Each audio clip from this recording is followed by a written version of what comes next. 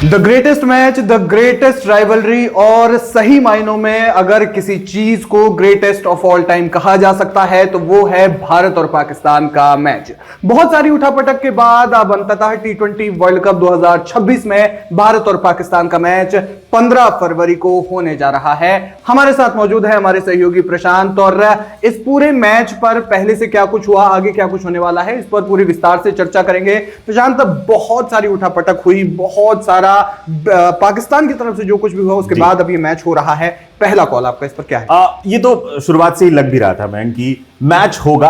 हाँ, ये आप कह सकते हैं, जो आप कहेंगे एक जो नाटक शब्द का बिल्कुल लग भी रहा था, क्योंकि बहुत सारी चर्चाएं अचानक से, अगर आपको कुछ भी इश्यूज होता तो आप टी20 वर्ल्ड कप से पहले कह सकते थे, और या फिर आप टी20 वर्ल्ड कप का ही बॉयकॉट करते। सिर्फ 15 तारीख के मैच को लेकर जो बातचीत थी, लग भी रहा था पाकिस्तान एक ब्लफ कर रहा है, और आखिरकार तमाम चीजें लगभग अब लग रही हैं कि सॉर्ट आउट हो गई हैं, और अब मैच 15 फरवरी को होने जा रहा है। साफ तौर पर अच्छी बात है, खेल प्रेमियों के लिहाज से तो एक महामुकाबला, और अब तक एक नीरस सा टी20 वर्ल्ड कप जा रहा था। एक दो मैच उसके छोड़ दें तो अफगानिस्तान और साउथ अफ्रीका का मैच अगर एक जो याद आ रहा है, और इसके अलावा पहला मैच जो था पाकिस्तान और नीदरलैंड का, एक क्लोज मैच, वरना अब तक टी20 वर्ल्ड कप थोड़ा निरस ही था। अब जो महामुकाबला एक तरीके से कहें कि 15 फरवरी से ये टी20 वर्ल्ड कप का आगाज हो रहा है। बिल्कुल, और स्क्वाड्स को लेकर के थोड़ा बातचीत कर लेते हैं। अभिषेक शर्मा जिस तरीके से बीमार हैं, अस्पताल में भर्ती हो गए थे, क्या लगता है उनकी उपस्थिति को लेकर के? क्या वो ये बहुत बड़ी आप कह सकते हैं टीम इंडिया के लिए टेंशन की बात साफ तौर पर है।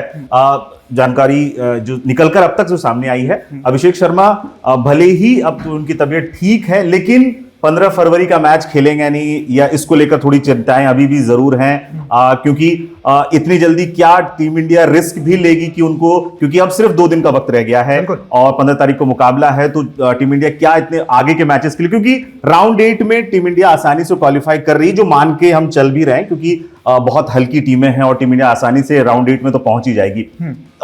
लेकिन उसके अलावा जो एक दिक्कत है टीम इंडिया के साथ, क्योंकि मैच ये खेल रही है टीम इंडिया कोलंबो में, और पाकिस्तान के पास ये एडवांटेज है कि वो कम से कम अगर मैच के भी जोड़ लें तो उससे भी 3 दिन पहले वो पाकिस्तान कोलंबो पहुंच चुकी थी, और अपने दोनों मैच भी वहीं खेला उन्होंने, तो इसका फायदा साफ तौर पर है। और टीम इंडिया को एक कॉम्बिनेशन अभी खोजना है, क्योंकि कोलंबो की पिच आज भी हमने देखा किस तरीके से जिम्बाब्वे ने पलटवार किया और ऑस्ट्रेलिया को हरा दिया। बैटिंग मुश्किल थी कोलंबो की पिच पर, तो टीम इंडिया को स्पिनिंग कॉम्बिनेशन के हिसाब से अपनी जो कॉम्बिनेशन बनानी है, क्योंकि अगर संजू सैमसन ऊपर आते हैं तो भी टीम इंडिया के लिए बहुत अच्छी खबरें नहीं है, क्योंकि संजू सैमसन जिस फॉर्म में है वहां भी दिक्कतें हैं। कुलदीप यादव की एंट्री शायद हो सकती है। बिल्कुल, स्पिन कॉम्बिनेशन की जैसे आपने बात की, वरुण चक्रवर्ती के साथ कुलदीप यादव, क्या ये दोनों कॉम्बिनेशन पाकिस्तान के लिए बहुत ज्यादा घातक साबित हो सकता है? नहीं, वो तो हमने हाल में ही देखा, एशिया कप में भी हमने देखा था कि वरुण और कुलदीप जब साथ में थे तो किस तरीके से तीनों के तीनों ही मैच हमने उनको हराए थे। और यहां भी जो मैं कह भी चुका हूं कि साफ तौर पर नजर आ रहा है कि लेकिन बैठेगा कौन? अगर जो कल के मैच में भी हमने देखा नामीबिया के खिलाफ, तो अर्शदीप, जो मुझे लग रहा है कि अर्शदीप बाहर बैठेंगे और उनकी जगह पर कुलदीप आ सकते हैं वरुण चक्रवर्ती के साथ। लेकिन एक चीज यहां पर थोड़ा सा समझ से परे है। मैं एक बार आईसीसी की वेबसाइट पर आपको लेकर के चलता हूं और थोड़ा सा आपको स्क्वाड दिखाते हैं। आप ये सामने देख सकते हैं कि किस तरीके से कप्तान सूर्य कुमार यादव और संजू सैमसन को, क्या यहां पर एक सवाल मेरा ये है कि अब अगर अभिषेक शर्मा अवेलेबल नहीं होते हैं, अब ओपनिंग में कोई और ऑप्शन तो है नहीं। क्या संजू सैमसन को खिलाना एक बहुत बड़ा रिस्क हो सकता है अभी के जो हालात? नहीं, रिस्क के हिसाब से कि टीम इंडिया के पास ऑप्शन नहीं है। टीम इंडिया 3 ओपनर्स के साथ जा रही थी, ईशान किशन, उसके अलावा अभिषेक शर्मा और Sanju Samson. Sanju Samson out of form है, इसी वजह से ईशान किशन को प्रमोशन मिला था कि वो ओपनिंग करेंगे, और संजू सैमसन की जगह नहीं बन रही थी। अब जब अभिषेक शर्मा बीमार हैं, इंजरी की प्रॉब्लम है, तो ऑटोमेटिक संजू सैमसन ओपनिंग के लिए जो हमने आ गए हैं, और टीम इंडिया के पास फिलहाल कोई ऑप्शन नहीं है संजू सैमसन के अलावा। स्पिन की जैसे हम बात कर रहे थे, तो जाहिर तौर पर सबसे पहले तो हम थोड़ा अगर ओपनिंग पेयर को लेकर के बात करें तो संजू सैमसन के अलावा ईशान किशन तो जाहिर तौर पर उनके साथ हैं ही। थोड़ा सा सैमसन जिस तरीके से फॉर्म में चल रहे हैं वो एक बड़ी मुश्किल हो सकती है, लेकिन ईशान किशन जबरदस्त फॉर्म में है। जिस तरीके से उन्होंने पिछले मैच में कमाल दिखाया है वो वाकई काबिल तारीफ है। इसके अलावा तिलक शर्मा नंबर है ही, और सूर्य कुमार यादव की हम बात करें, कप्तान तो है ही, हार्दिक पांड्या है, शिवम दुबे है, रिंकू सिंह क्या इस मैच में कमाल दिखा सकते हैं? डिपेंड्स ऑन कि आप पहले बैटिंग करते हैं या हाँ, पहले bowling करते हैं। ये देखने वाली बात होगी कि बहुत कुछ डिपेंड करेगा। जो आपने बात कही कि टीम इंडिया टॉस जीतती है या नहीं, अगर पहले बल्लेबाजी करती है तो आपको कुछ अलग कॉम्बिनेशन दिख सकता है, और अगर टीम इंडिया चेस करने के लिए जा सकती है तब आपको अलग कॉम्बिनेशन दिखेगा वहां पे। तो ये जरूर है रिंकू सिंह पर। मुझे लगता है कि अभी भी आप ये नहीं कह सकते कि श्योर शॉट उनकी जगह बन रही है। थोड़ा सा मुझे लग रहा है कि अगर कुलदीप यादव की एंट्री होती है और अर्शदीप सिंह को भी अगर चाहेंगे पेस के तौर पर, क्योंकि हमने देखा एशिया कप में अर्शदीप सिंह बैठे थे, डगआउट पे बैठे थे, और ओपनिंग गेंदबाजी का जिम्मा हार्दिक पांड्या संभाल रहे थे बुमराह के साथ। और पिछले मैच में भी हमने देखा नामीबिया के खिलाफ पहली ओवर और दूसरी ओवर करने के लिए हार्दिक पांड्या ही आए थे। तो आपको एक हल्का फुल्का अंदेशा नजर आ रहा था कि टीम इंडिया क्या कुछ कर सकती है पाकिस्तान वाले मैच में। लेकिन अभी थोड़ी जल्दबाजी होगी साफ तौर पर कहना, क्योंकि कोलंबो की पिच अब तक जो हमने देखी है वो बैटिंग फ्रेंडली नजर नहीं आई है। तो क्या आप रिंकू सिंह को 8वें नंबर तक भी बल्लेबाज रखेंगे, या फिर आप एक एक्स्ट्रा, जैसा अक्षर पटेल की बात की, वॉशिंगटन सुंदर भी वहां पर मौजूद है। लेकिन देखना होगा कॉम्बिनेशन टीम इंडिया के लिए माथापच्ची। एक सिर्फ इंजरी की वजह से बहुत कुछ बदलना पड़ेगा गौतम गंभीर को। मैं थोड़ा सा पेस अटैक पर मैं आना चाहता हूं। मोहम्मद सिराज बहुत जबरदस्त गेंदबाजी उन्होंने की थी, अचानक उनको मौका मिला और उन्होंने वो चीज प्रूफ भी की कि क्यों उन्हें मौका मिला है। जसप्रीत बुमराह के साथ मोहम्मद सिराज या फिर अर्शदीप सिंह, क्या नहीं, साफ लग रहा है कि सिराज को बाहर ही बैठना पड़ सकता है, क्योंकि अर्शदीप सिंह भी मुझे जो लग रहा है कि जो हमने एशिया कप का जो कॉम्बिनेशन देखा था वही ऐसा कुछ मुझे भी यहां भी नजर आ रहा है कि अर्शदीप सिंह ही जगह शायद ना बना पाए। तो सिराज की बात तो बहुत दूर की बात है। 2 पेसर्स और 3 स्पिनर्स के साथ टीम इंडिया जाती हुई नजर आ सकती है। वरुण चक्रवर्ती और अक्षर पटेल आपके फ्रंट लाइन है ही। इसके अलावा टीम इंडिया कुलदीप यादव को लेकर आ सकती है, जो तमाम चर्चाएं। 3 स्पिनर और 2 पेसर्स आपके पास हैं ही। हार्दिक पांड्या नई गेंद संभालेंगे, इसके अलावा जसप्रीत बुमराह। हालांकि हमने देखा है कि कुछ आपको जब जरूरत पड़ती है तो शिवम दुबे भी आपके लिए वो कुछ ओवर्स आराम से कर सकते हैं। तो वो सेक्शन जो है टीम इंडिया का पूरा है, उसमें कोई दिक्कत नहीं है। बिल्कुल। थोड़ा सा पाकिस्तान की प्लेइंग 11 को लेकर के बातचीत करना चाहूंगा मैं। जिस तरीके से स्क्वाड नजर आ रही है इस बार पाकिस्तान की टीम, पिछले 2 मैच लगातार जीती हुई है, 2 मैच जीती हुई है, तो 4 अंकों के साथ दूसरे नंबर पर है। क्योंकि रन रेट भारत का ज्यादा बेहतर है तो भारत पहले नंबर पर है। यहां पर थोड़ा सा देखना पड़ेगा कि फखर जमान है, मोहम्मद नवाज है, बाबर आजम का थोड़ा सा मैं ये कहूंगा कि डिमोशन जरूर हुआ है, लेकिन सैम अयूब और साहिबजादा फरहान बतौर ओपनर जो है वो खेल रहे हैं। इसके अलावा सलमान आगा कप्तान है, वो अब खुद 1 डाउन पर उतरते हैं, नंबर 3 पर उतरते हैं। बाबर आजम है, उस्मान खान जो कि जिसकी बात चल रही है, और शादाब खान। क्या बेहतरीन जिस तरीके से पिच है तो अच्छी गेंदबाजी कर लेते हैं। क्या यहां पर कमाल दिखा पाएंगे शादाब खान? ये बिल्कुल। पाकिस्तान जिस तरीके से कहा आपने कि 2 मैचेस जीत कर आ रही है। पहला मैच बिल्कुल थोड़ा फंस गए थे एक समय, लेकिन फैज मशरफ ने जिस तरीके से मैच जिताया उनको तो कॉन्फिडेंस आया। और यूएसए के खिलाफ जिस तरीके से मैच जीते हैं और जिस आप कह सकते हैं कि अथॉरिटी के साथ जीते हैं, बहुत कॉन्फिडेंस टीम को आया होगा। टीम अच्छी नजर आ रही है, बैलेंस नजर आ रहा है, तमाम जो खिलाड़ी हैं फॉर्म में नजर आ रहे हैं। बहुत अच्छी बात है। जो पाकिस्तान के हिसाब से अगर कहें तो ओपनर्स सेटल डाउन लग रहे हैं। साइम अयूब और साहिबजादा फरहान दोनों ही, और साहिबजादा फरहान तो पिछले 2024 से जबरदस्त फॉर्म में है। आपको यह भी बता देंगे कि पिछले 2000 अगर बात करें T20 वर्ल्ड कप के बाद से अब तक टॉप 6 हिटर्स में नंबर 3 पर है। नंबर 1 पर अभिषेक शर्मा 88 सिक्सेस, और उसके बाद नंबर 3 पर साहिबजादा फरहान है, जबरदस्त फॉर्म में है। साइम अयूब भी ठीक ठाक फॉर्म में है। अभी हाल में जो ऑस्ट्रेलिया सीरीज उनकी बीती थी 3-0 से पाकिस्तान वहां जीता था और वहां फॉर्म में थे। पाकिस्तान के लिए अच्छी बात यह रही कि आप जो बात आप कह रहे थे कि बाबर आजम को डिमोशन मिला 4थे नंबर पर, नंबर 3 पर खुद कप्तान सलमान अली आगा आ रहे हैं।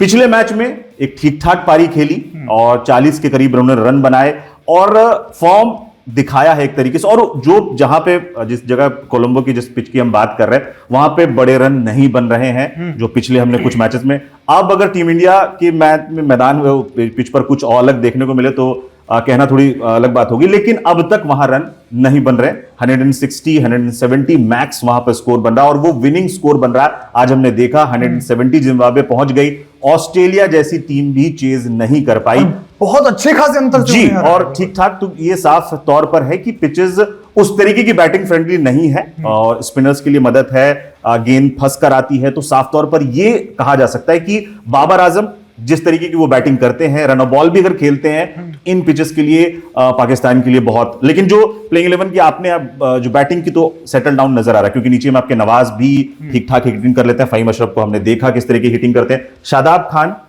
एक आप कह सकते हैं कि एक एंट्री इस तरीके से वर्ल्ड कप से पहले हुई है, लेकिन अच्छे खिलाड़ी हैं, जबरदस्त फील्डर हैं, बॉलिंग भी ठीक ठाक कर लेते हैं और निचले क्रम में ठीक ठाक बल्लेबाजी भी कर लेते हैं। तो ये आप साफ तौर पर कह सकते हैं कि बैलेंस। लेकिन जो सबसे कह सकते हैं कि जो मजबूत कड़ी जो पाकिस्तान की बहुत लंबे समय से रही है, उनकी गेंदबाजी थोड़ी सी कह सकते हैं कि पेस बैटरी में थोड़ी कमजोर नजर आती है, लेकिन स्पिन डिपार्टमेंट बहुत तगड़ा है मयंक, और जिसकी बहुत ज्यादा चर्चा हो रही है। बिल्कुल, और जब स्पिन डिपार्टमेंट की बात हो रही है तो मैं सबसे पहले उस गेंदबाज पर आना चाहता हूं जिस पर सबसे ज्यादा चर्चा हो रही है, और चर्चा इस तरीके से हो रही है कि विवादों में बहुत ज्यादा हो गए हैं।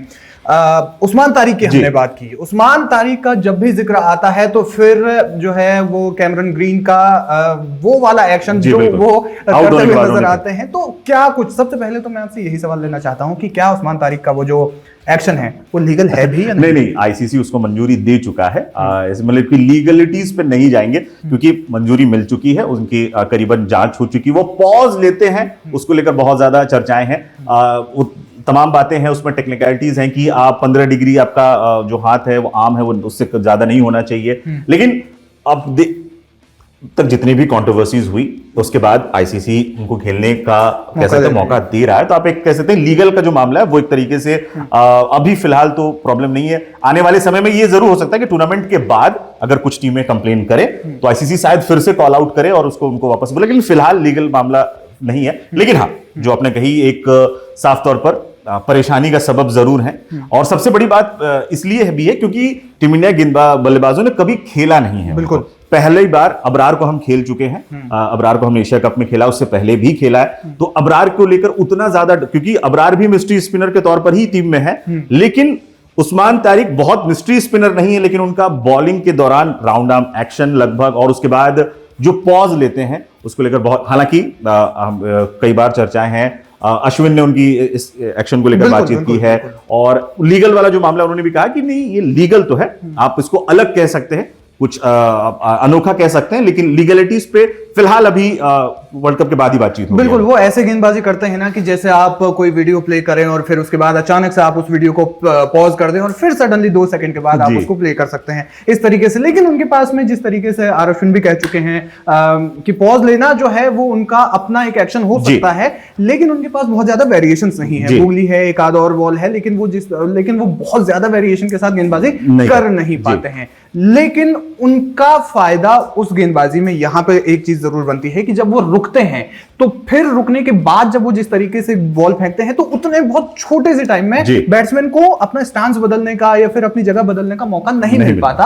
और यही एक वजह है कि जिस वजह से वो गेंदबाजों के विकेट, माफ कीजिएगा, बल्लेबाजों के विकेट ले भी लेते हैं। और कोई बहुत मैं ये तो नहीं जी बिल्कुल। कल नामीबिया के कप्तान रैस्मस भी जब बॉल कर रहे थे तो वो भी कई बार हमने देखा कि ऑलमोस्ट राउंड आर्म गेंदबाजी कर रहे थे और वो परेशानी में भी डाल रहे थे। कल हमने ये तक भी देखा कि विकेट से काफी पीछे से वो गेंदबाजी करते हुए और टीम इंडिया के बल्लेबाजों को परेशान कर रहे थे। तो आप शुरुआत अच्छी रही, ईशान किशन ने भी ठीक ठाक बैटिंग की, हार्दिक पांड्या ने भी, लेकिन आप नीचे जाएंगे तो कम से कम 5 विकेट बहुत जल्दी गिरे और स्पिनर्स ने निकाले थे। और वो हमने देखा एक टेक्निक अपना रहे थे, राउंड आर्म एक्शन से गेंदबाजी कर रहे थे, विकेट के बहुत पीछे से कर रहे थे। तो पाकिस्तान की जरूर नजर साफ तौर पर इस मैच पर भी थी।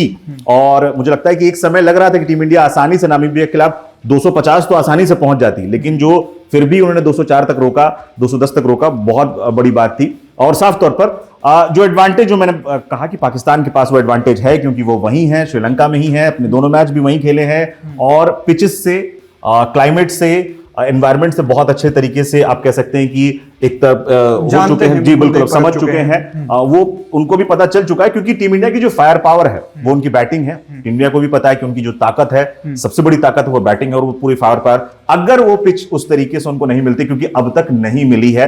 दिल्ली वाली पिच को लेकर भी हार्दिक पांड्या कह चुके हैं कि ये पिच उस वैसी नहीं थी, बैटिंग फ्रेंडली नहीं थी, गेंद यहां फंस कर आ रही थी। और पहले मैच में तो हमने देखा ही था यूएसए के सामने किस तरीके से वानखेड़े जैसी पिच पर भी उस तरीके की बैटिंग पिच टीम इंडिया को नहीं मिली थी। बहुत फंसकर हमने सूर्य कुमार यादव की एक एक्स्ट्रा ऑर्डिनरी पारी की बदौलत हम 170 तक पहुंच पाए थे। लेकिन अब यहां भी नहीं मिलने वाली। तो टीम इंडिया के जो बल्लेबाज जो फ्री फ्लोइंग खेलते हैं, थोड़ा सा मामला वहां फंस सकता है, लेकिन टीम इंडिया बहुत एक्सपीरियंस्ड है। मुझे लगता है कि इस तरीके की कंडीशंस में जब जैसी जरूरत हो वैसी कवर अप करने के लिए, और अगर नंबर्स के हिसाब से, एक्सपीरियंस के सब बहुत आगे नजर आती है टीम इंडिया। लेकिन जो बात कही, एडवांटेज थोड़ा बहुत पाकिस्तान के पास है, लेकिन एक्सपीरियंस और फायर पावर टीम इंडिया के पास ही है। बिल्कुल, और कप्तान सूर्य कुमार यादव भी बहुत ज्यादा मैच्योर कप्तान है ना, हालांकि जी। उनको बहुत ज्यादा वक्त हुआ नहीं है कप्तानी करते हुए, लेकिन वो जिस तरीके से उन्होंने अपना कौशल दिखाया है वो वाकई काबिले तारीफ है। एक सवाल मैं आपसे आखिरी लेना चाहूंगा कि क्या गेंदबाजी में थोड़ा सा चेंजेस हो सकते हैं क्या? नहीं, साफ तौर पर पहले स्पिन जो है, हालांकि स्क्वाड में तो अभी तक तो नहीं लगता है कि कोई चेंज होगा, लेकिन क्या स्पिन पहले करवाई जा सकती है या फिर स्पिन और पेस का कोई थोड़ा सा मिक्स कॉम्बिनेशन हो सकता है, क्योंकि जिस तरीके की पिच है। बिल्कुल, अभी तक जो नजर आई है पिच साफ तौर पर जो कहा कि वो स्पिन अटैक रहेगा टीम इंडिया का, और 3 स्पिनर के साथ टीम इंडिया जरूर जाएगी, और उस पर कोई ये नहीं लग रहा। साफ तौर पर वो नजर भी आ रहा है कि अक्षर पटेल, वरुण चक्रवर्ती और कुलदीप यादव आपके पैक में रहेंगे ही रहेंगे। बस ये देखना है कि आपके पेस अटैक में कौन कौन रहता है। बुमराह रहेंगे, उसके अलावा क्या आप कोई और ऑप्शन लेंगे?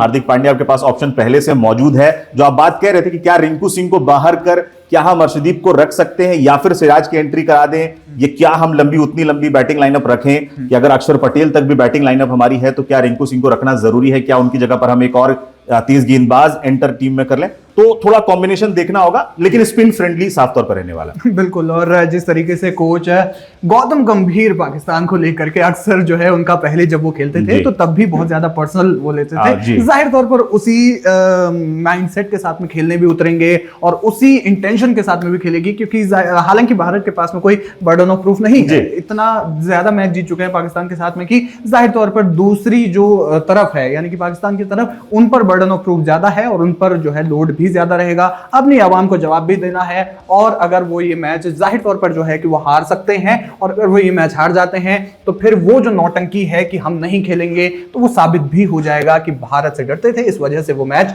नहीं खेलना। तमाम बातें रहेंगी, बहुत सारी बातें इस पर हो चुकी हैं, और बातों का सिलसिला जो है वो, उनका आरोप है कि आप एशिया कप में अपने आपने हाथ नहीं मिलाया, हमसे ट्रॉफी नहीं ली, एशिया कप की ट्रॉफी आज तक आप लोगों ने नहीं ली है, तमाम बातें वो कहते आ रहे हैं। हालांकि बहुत सारी चर्चाएं हैं कि क्या इस मैच में भी सूर्य कुमार यादव हाथ मिलाएंगे या टीम इंडिया के खिलाड़ी हाथ मिलाएंगे। उम्मीद, आसार जो नजर आ रहे हैं अभी तक तो बिल्कुल नजर नहीं आ रहे हैं कि ऐसा कुछ होगा, क्योंकि जो थोड़ी बहुत खटास जो थी और ज्यादा बॉयकॉट के पाकिस्तान के जिस तरीके से ऐलान हुआ, उसके बाद भले ही वापस भी ले लिया, लेकिन थोड़ा सा और बढ़ ही गया है कम होने के बजाय।